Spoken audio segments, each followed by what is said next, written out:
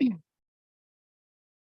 afternoon. Good afternoon. Happy Saturday. Happy 1st of July. I am a July baby, so I am very excited. I hope that you are.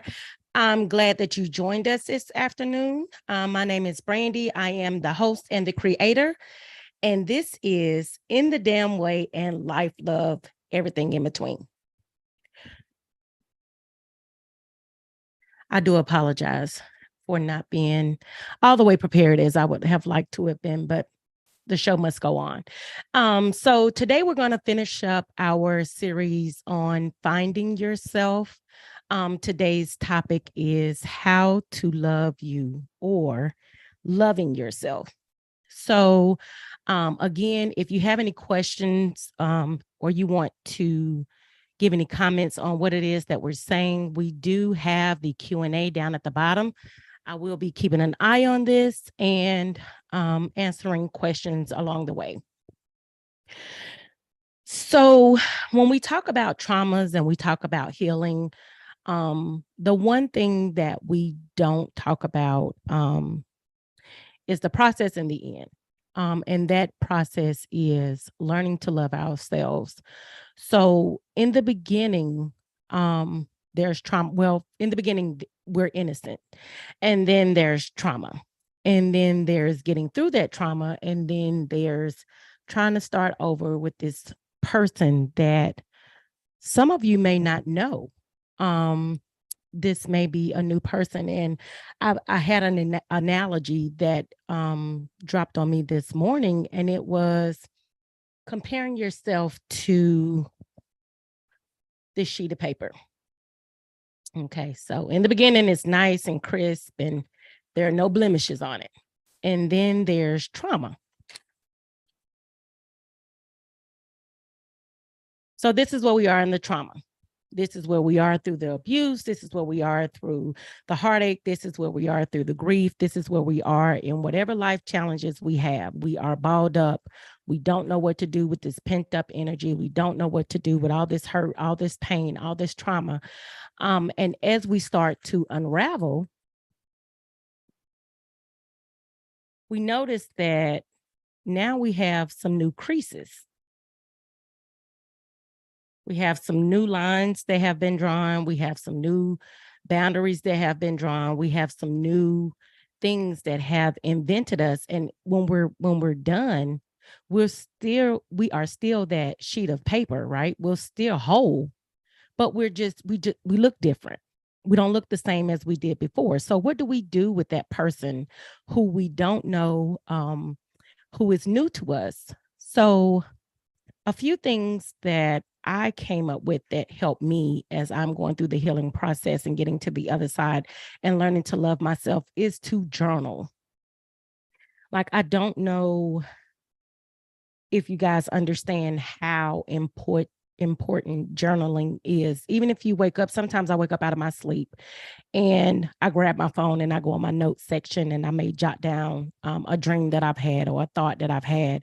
Or I used to keep a notepad by my bed and I would get up and I would write when my spirit would be woken up in the middle of the night, just of thoughts that may be going through my mind. And honestly, it helped me to one, process what it was that was keeping me from resting, as well as processing those traumas and understanding what they are. Um, and you don't realize what is actually bothering you, right? You look at the big things like, yes, I was abused. That was a big thing, but I was also heartbroken. And in order for me to understand where that heartbreak came from, I had to do the work. Like, I had to go back, and it was past my ex-husband. It was past broken relationships. It was past job loss. It was past um financial issues. It went all the way back to when my mother and father separated. That was heartbreaking in itself because I was a daddy's girl, always have been. And so that relationship that I had with him was shattered when they separated. And so that's where my heartbreak began. And it just continued to grow and grow and grow and grow. But I was not able to really understand what the root of my pain was, because I was just so used to surviving and so used to moving and so used to getting over and so used to just saying, okay, I dealt with that. It's gone. It's in the past. So I didn't stop to figure out exactly what it was that was bothering me. And so that was one of the things that I found helpful was journaling, which is simple in itself. The next thing that I found that was very helpful was learning all about that self care that we talked about last week when we talked about creating boundaries.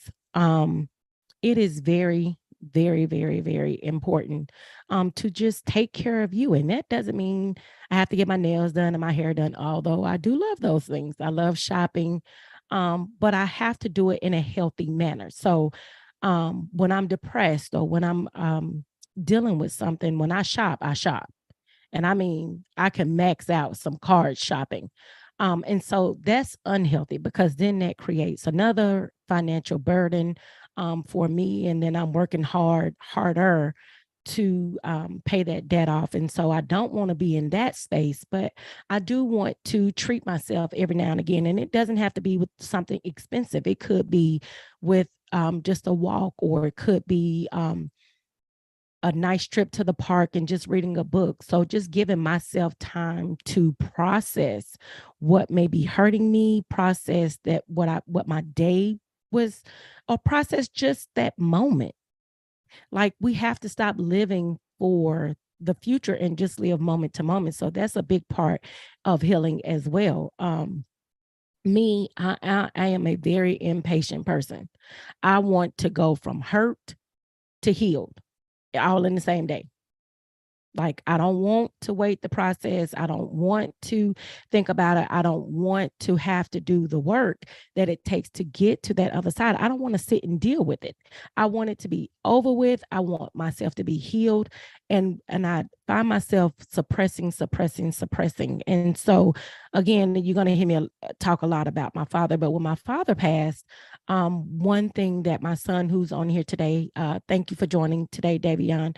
But one thing that he told me is that it's okay for you to sit in that. It's okay for you to be sad. It's okay for you to be angry. It's okay for you to feel every last emotion that you feel about that, because if you don't process those emotions, you're never going to heal. And so I'm coming to you and saying that in that self-care, that's where that comes from. Just having a seat and being okay with not doing anything. I have a problem with, oh my gosh, I have a real problem with sitting down. I will find a million things to do. And in my mind, it's not that I have so much that I need to do. It's that if I'm resting, then somebody's gonna think I'm lazy. I'm so worried about someone else saying something that has no bearing on my life whatsoever, but I've taken it and I've um put it down in my spirit, and now that's how I react. So when I'm supposed to be resting, I'm up washing dishes, mopping the floor, doing this, doing that, painting the house. I can find a million things to do, and it's always something that's too far, um that takes me all the way out from what I'm supposed to be doing. And then I'm not even thinking about what it is I'm supposed to be thinking about, right? Processing whatever I need to process, because now I filled it up with something else to do. A big thing that I'll tend to do is do a homemade recipe. Like that's my pastime. That stops me from having to think about something, because now I have to think about how I'm going to do this recipe. Girl, if you don't get that slaw that you've been getting out the store these past 20 years and quit trying to make homemade, not that I don't know how to make homemade slaw, but I'm just saying sometimes it's just not appropriate. But that's just an example of what I will do. I will go all the way somewhere else than where I need to be. And so then I never process what I'm feeling. I never process my emotions, and I suppress it so much till it hurts, like literally hurts my bones. And then I can't sleep. And so before I get to that point or continue to stay in that way, um, I'm learning more about self-care and just being in the moment. I have a question from Davion who states, where do you think that comes from? The idea that you're somehow lazy if you choose to rest. Ooh, well, Davion, I honestly, I don't know where that comes from. Um, I think that for so long I've tried to prove myself. Um, that I feel like if I'm not doing anything, I'm not proving myself. I'm not worthy. I'm not this because so many people relation. Ooh, I'm sorry. That's making me so many relationships have been contingent upon what I can do for that person. And if I can't do anything for you, then I'm not worthy of whatever it is that you're giving me. And so I've turned that into if I'm always doing something, if I'm always producing, if I'm always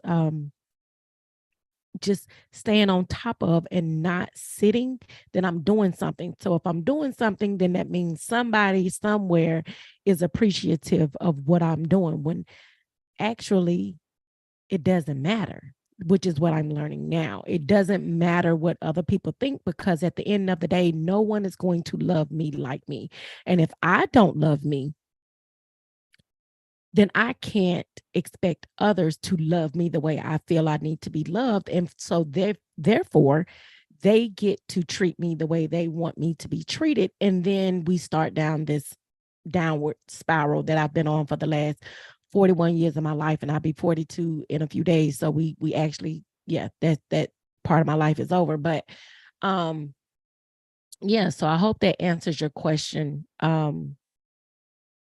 It's just behavior. And again, you don't even know that you're doing these things. You don't even know. And I'm glad you asked that question because you don't know what the root of it is if you don't do the work. So it wasn't until I started going through my healing journey and um writing things down that I start to say, darn, you're doing all of this to prove to someone else that you're this and you're that, when the only person that it matters to is you. No one is pouring into you. No one is financially helping you. No one is coming to make sure your house is clean. No one is doing all the things that you are trying to prove to them that you're doing. So, again, if it's not bothering you, why are you doing it?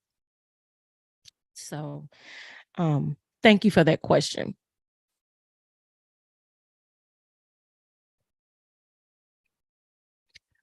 So that brings me to my next topic, and that not next topic, but my next point, and that is choose you. Choose you.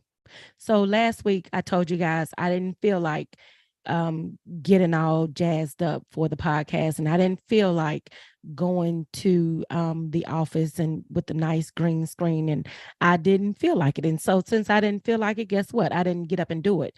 Um and it has no bearing on you guys because I'm still going to give you the great content that you guys have come to see. But then again, I have to choose me. My body did not want to go outside. And so I have to start listening to my body. I have to start choosing me. I have to start listening to my heart, my mind, my soul, my spirit, my everything. And the only way I can do that is if I choose me, choose moments. Like I said, take that walk, spend time with myself, learn how to do nothing when you need to, learn your work life balance. I used to work like a horse. Seriously. I have worked 16-hour days um just because I had a goal, I had a purpose. I knew why I was doing it, but I did it to make ends meet. I would work myself stupid, halfway sleeping and I'm up from 5 in the morning to 8 at night, just working, working, working. And when I got where I wanted to be, I couldn't even enjoy it. I could not enjoy it because I felt like I still had to keep going. I hadn't done enough. I hadn't proved enough. I hadn't, given enough to the people. I hadn't, you know, um, started this cause. I hadn't done this. I hadn't done that. I still needed to give. But when do you stop and say, you know what?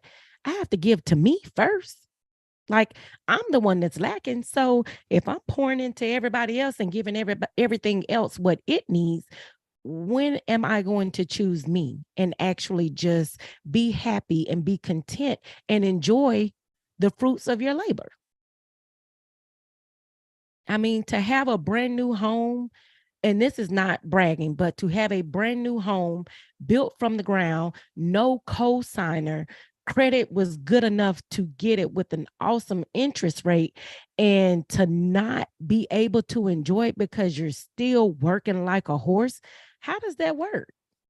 How do you actually thank God for the blessings that he has given you when you're constantly telling him, I thank you for what you did, but it's still not enough.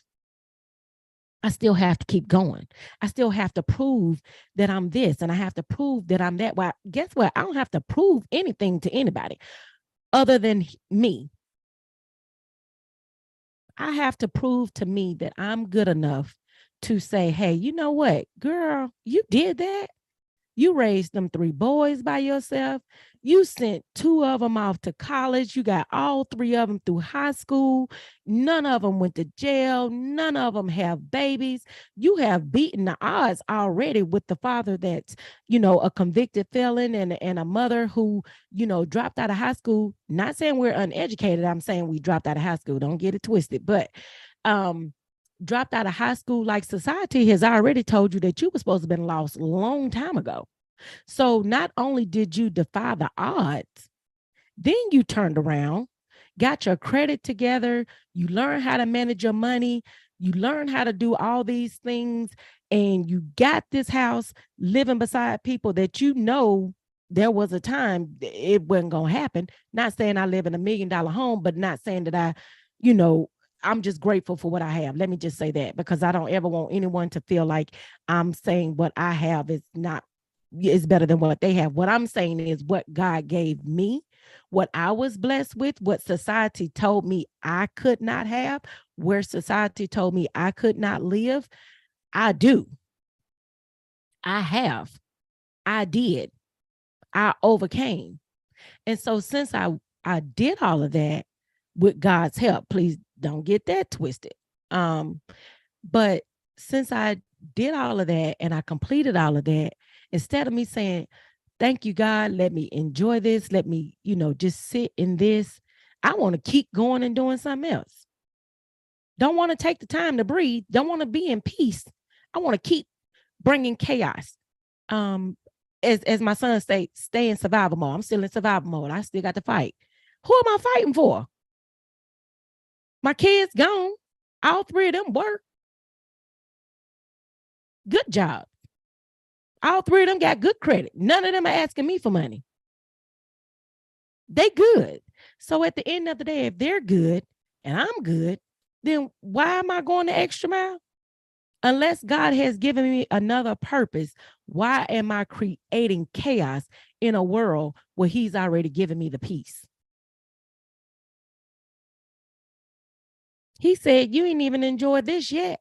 And you ready to go ahead and tackle something else. You ready to jump into something else. Yeah, I gave you the vision to do it, but I didn't say you had to do it right now. So I had to stop and say, you know what, Brandy? It's okay. It's okay to say no. It's okay to say I don't want to do that. It's okay to say, you know what, I'm not going to be able to make that. It is okay. It is okay for you to just enjoy life, choosing you. That is okay. And so we have to start saying that, especially coming out of trauma situations. We have to say it's just okay. It's okay to be us. It's okay to live, because to get through trauma, I feel like it takes you just as long as you were in the trauma in order to get out of the trauma, healed, and back on your feet. So if I've made it through a good portion of my trauma, Not saying I don't have more work to go, because now I have to work on me. I've gotten through the things. I've gotten through what has hurt me. I've dealt with that. But now I got some new stuff. Now I got to deal with my dad's death. Now I have to deal with this. Now I have to deal with that. But it's not even really that I have to deal with it. Is that I have to accept it, and accept that now is my time to live. So I take that back. I don't have anything really that I have to deal with other than grief. I'll say that. But I don't have any major traumas that I really have to deal with other than the trauma of not loving me. Everybody else has been dealt with. So I have to stop saying that, you could talk to me for 3 hours on the phone about absolutely nothing if I have other things, that I need to be doing for myself. I have to stop saying that I'm going to put my aunt cape on, my sister cape on, my daughter cape on, and run to the rescue of everyone who calls me that needs me to do something. Not going to happen. My friend cape on, not going to happen. Not every time, because I have to be okay with it just being me. Because I promise you, if you don't choose you, nobody else will. I had to learn that the hard way. And then my last point that I wanted to make was, if you need to relocate to reclaim your peace, do so. Y'all, when I tell you, there are not many streets other than the new ones within the past 10 years, but there's not many streets that I can't look at and say, something happened right there. I dealt with something over there. And because of that, I'm over it. I'm over looking at those streets. I'm over reliving that. I'm I'm I'm not saying I'm over it like I have gotten over it. What I'm saying is I'm over it. I'm just over even re-traumatizing myself with something I've forgiven and said, you know what? I'm done with that. I'm done with that. But when you're around certain people, or you do certain things, and the first thing that come out of their mouth was, I remember when. I remember when. I remember when, it just makes you relive stuff that you have to be okay with saying, you know what? Can we talk about something else? Can we talk about, I don't know, can we talk about today? Ask me what I did last week, but I definitely don't want to relive what I did 20 years ago. Not every time I see you. And for me, I wanted to get a fresh start, kick it into high gear, get a fresh start, maybe come back, maybe not, but get a fresh start and just smell some different air and actually be able to process all the grief, hurt, and pain that I've had to deal with within the last 10 years, and just be okay with that. But you have to make sure that, and my son said it so very nicely, you have to make sure that you're not running from it. So even if you're going to run away, which is in my book definitely fine, just when you reach that place, already have it planned that when I'm gonna see a therapist, I'm going to do the work, but I just have to get out of this space, because this space constantly re-traumatizes me over and over and over. I get it. I get it. Me and my ex-husband had an altercation one day on a street that it was bad. I won't go into detail, but it was very bad. And every time I go through that street, or yeah, through that street, I can see it just like it was yesterday.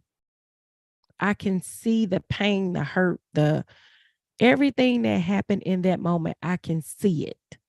And so I try to make a point not to even go on that street, because I just don't even want to see it. I'm not still mad about it. But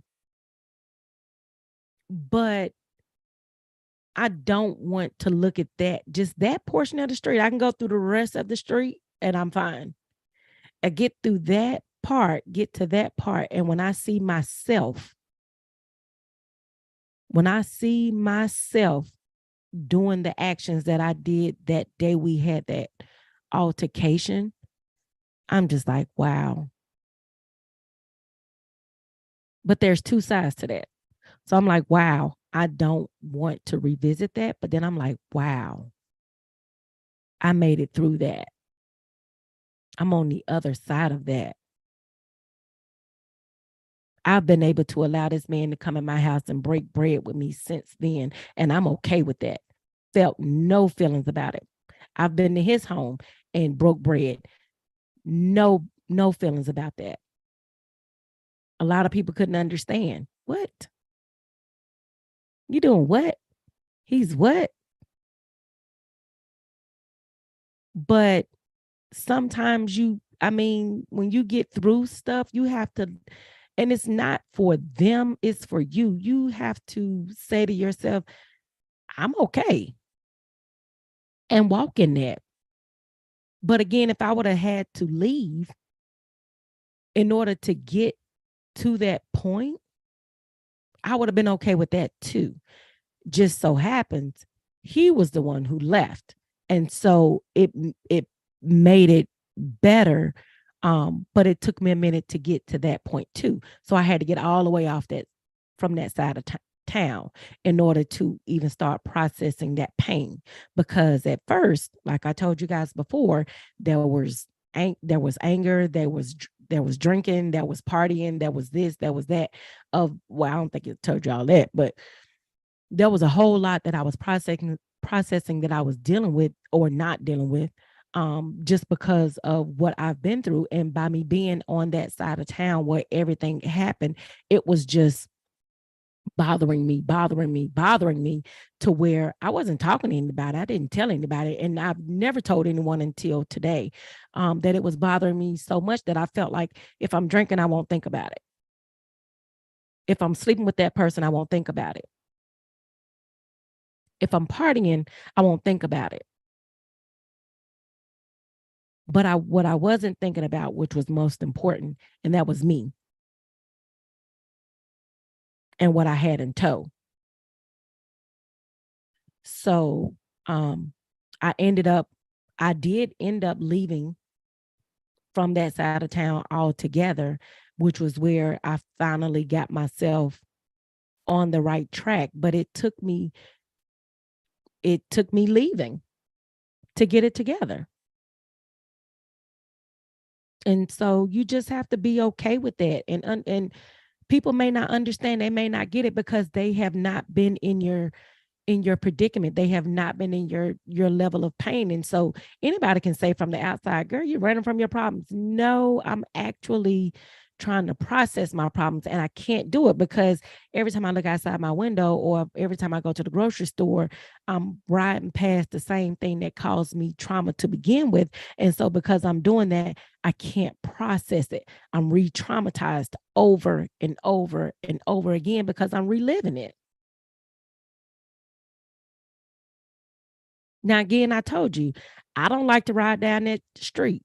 I've ridden down it 1,000 times. I don't avoid it by any means. I don't avoid it.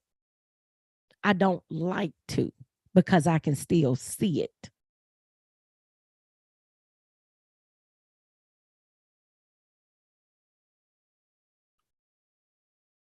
Healing is a journey, y'all, and it is not easy. It's not a fast paced walk. It's not a run. It's not a sprint. It's definitely a marathon.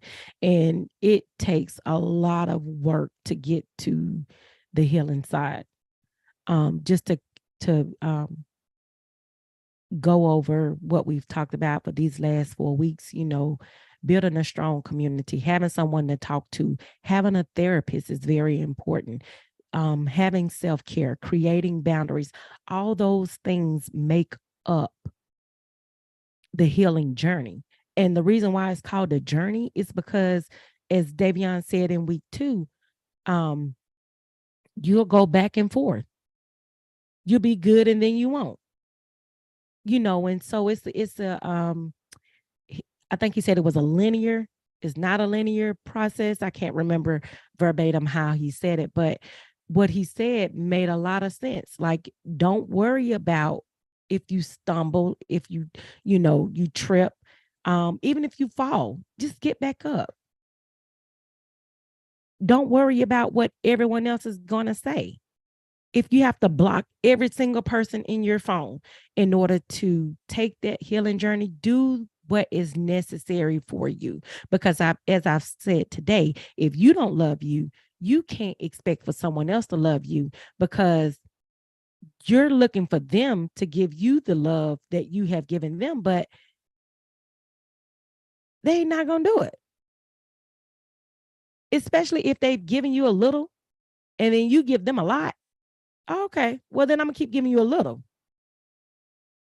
But if you go in with the expectation, hey, this is who I am. You don't have to say what you've been through, but this is what I've been through. This is what I will tolerate. This is what I won't tolerate. Period.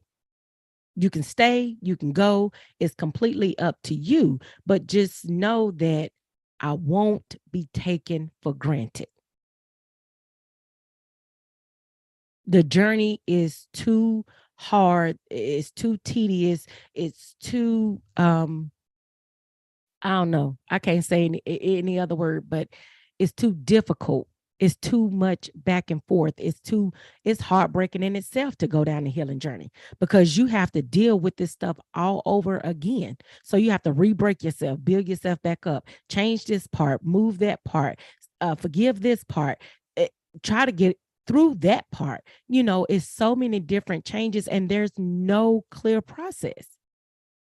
There's no clear way. And I can't tell you that, oh, you know what? If you go see a counselor, you're going to be good tomorrow.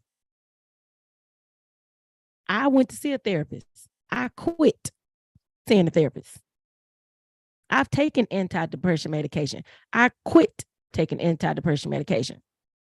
So I'm one that teeters back and forth, knowing that I still deal with some traumas, and I still deal with this, and I still deal with that. But guess what, guys? I don't give up. I don't give up. And so if you've not taken anything from everything that I've said, if nothing resonates with you other than don't give up. Don't give up. And don't let people tell you or define you by what you did. You define yourself by who you are. I am healed. I am a survivor. I am this. I am that. And stand in what you are. So when my quote says it's not what you do, it's who you are, tell them who you are. I am strong. I am independent. I am loving. I am trustworthy. I am a loyal. I am a mother. I am an entrepreneur. I am a writer. I am forgiving. I am God, a believer of God. I am a whole lot of things. But what I'm not is broken. I've been broken. I've started to put my pieces back together. So there may be some broken pieces, but I'm not broken, because I've come to the reality that it's time for me to take that journey of being all the way healed. And because I've decided to do that, I can right my wrongs. And you don't get to make me live in it. Any other questions before I go today? I think that's all I have.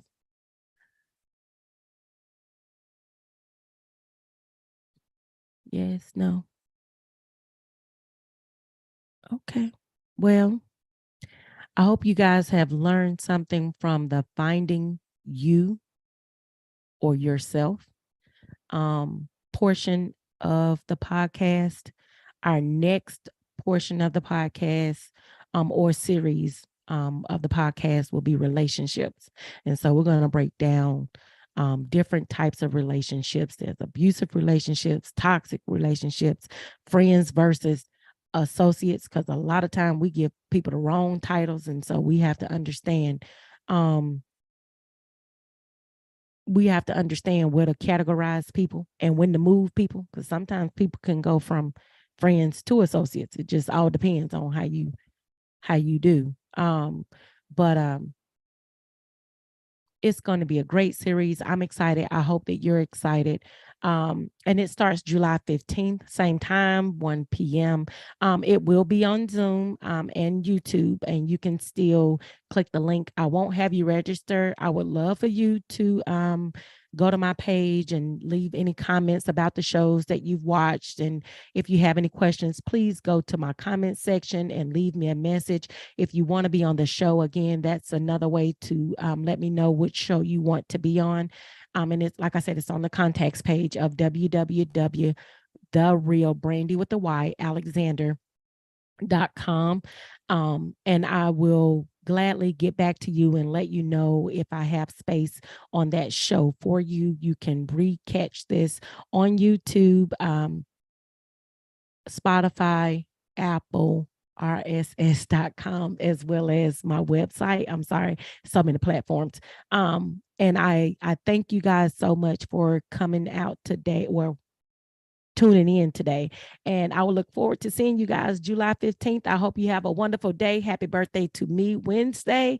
I hope you guys have a happy 4th, and thank you again for showing up. Thank you. Good night or goodbye.